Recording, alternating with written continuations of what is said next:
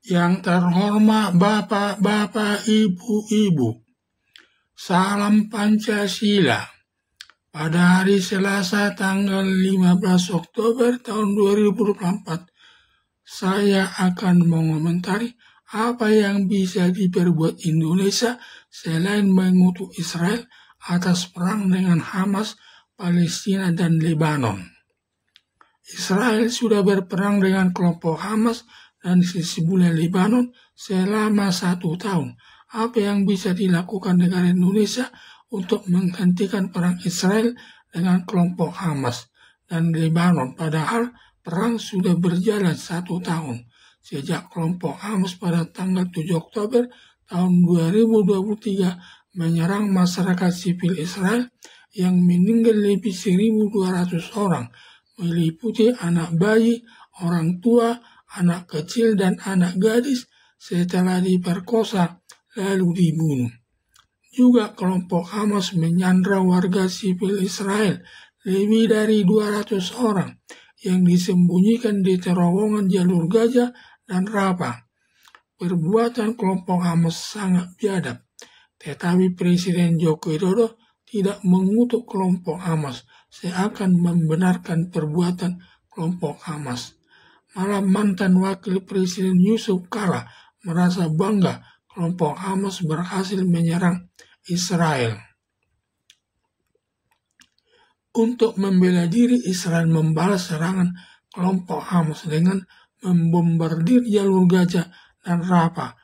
Berakibat masyarakat sipil Hamas mati sampai 30.000 orang selama 10 bulan perang tersebut. Sampai Presiden Joko Widodo dengan Wakil Presiden Ma'ruf Amin mengutuk Israel dengan alasan kemanusiaan.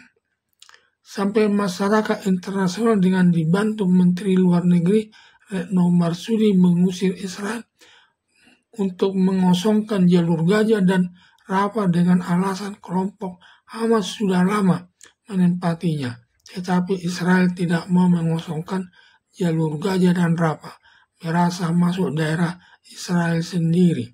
Karena waktu Mesir dengan 4 negara Arab menyerang Israel tahun 1967, perang 6 hari atau disebut perang Yom Kippur berhasil dimenangkan Israel.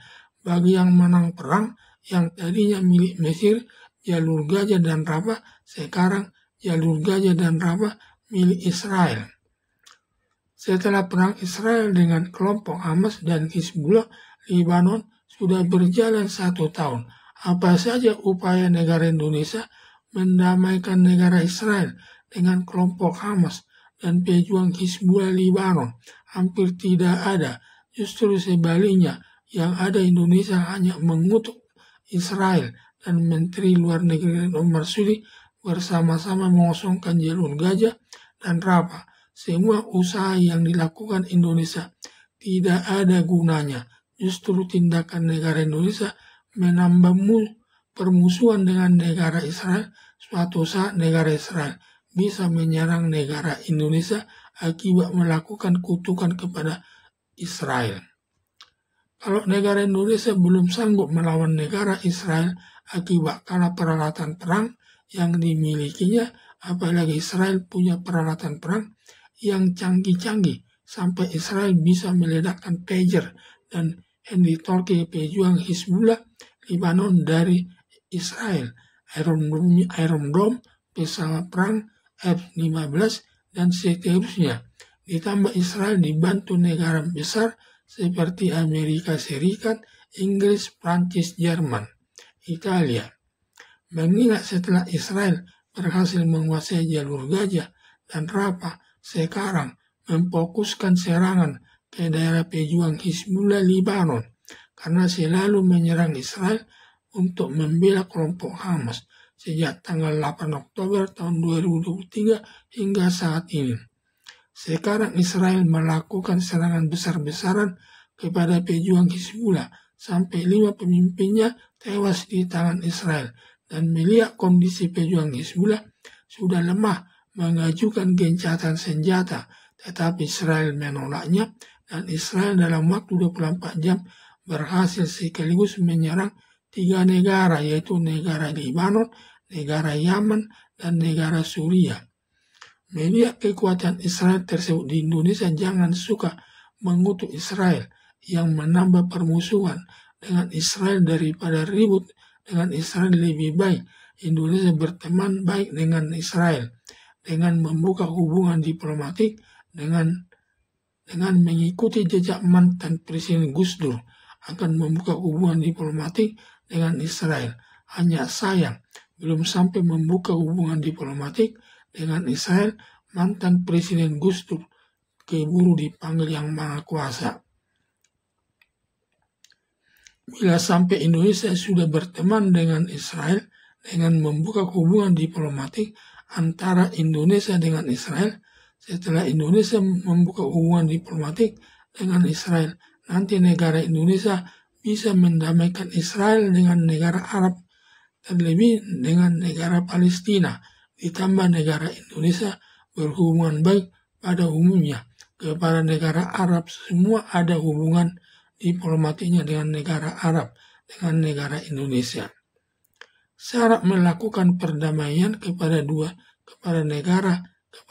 negara yang bertikai harus berhubungan baik kepada kedua negara Israel dengan negara Palestina atau negara Arab lainnya.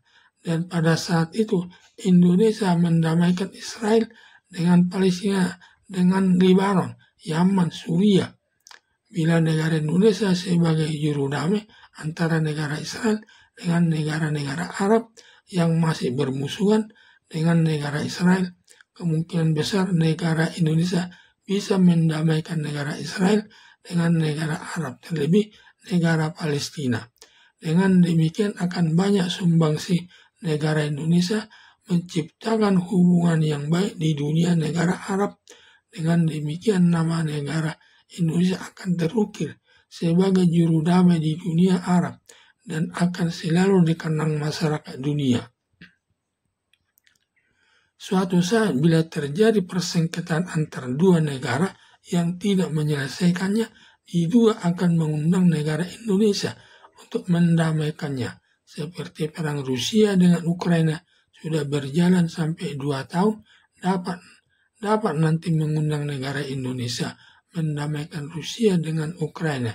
Terlebih Indonesia berhubungan baik dengan negara Rusia dan negara Ukraina. Sudah tepat negara Indonesia sebagai juru damai atas perselisihan dua negara yang saling bermusuhan. Seharusnya negara yang kuat yang dapat memproduksi senjata canggih seperti negara Amerika Serikat, Jerman, Inggris, Prancis, Italia, Rusia, Cina, dan Korea Selatan menjadi juru damai di antara dua negara yang bertikai. Tetapi kecil kemungkinan negara besar dan kuat tersebut bersedia jadi juru damai atas negara yang bertikai. Karena produksi persenjataannya nanti tidak laku dijual, karena semua negara baik-baik saja. Justru negara besar secara tidak langsung mengharap selalu terjadi perang. Dengan demikian, produksi senjatanya laku di pasaran dunia untuk memperkuat pertahanan negaranya masing-masing, seperti perang Israel dengan kelompok Hamas, Lebanon, dan Iran, di mana negara Israel membeli senjata perang mulai dari rudal panser, pesawat terbang F-15 dari Amerika Serikat yang digunakan menyerang Iran, Hamas, pejuang Hizbullah, Lebanon. Sedangkan negara Iran, Hamas, membeli senjata dari Rusia, Cina, dan Korea Utara yang digunakan menyerang Israel. Sehingga banyaknya perang yang terjadi di dunia secara tidak langsung banyak menguntungkan negara besar yang teknologinya di bidang perang cukup maju, apalagi alat perang cukup mahal harganya. Harapan saya, bila negara Indonesia tidak bisa meredakan perang Israel dengan Palestina, jangan malah suka mengutuk Israel.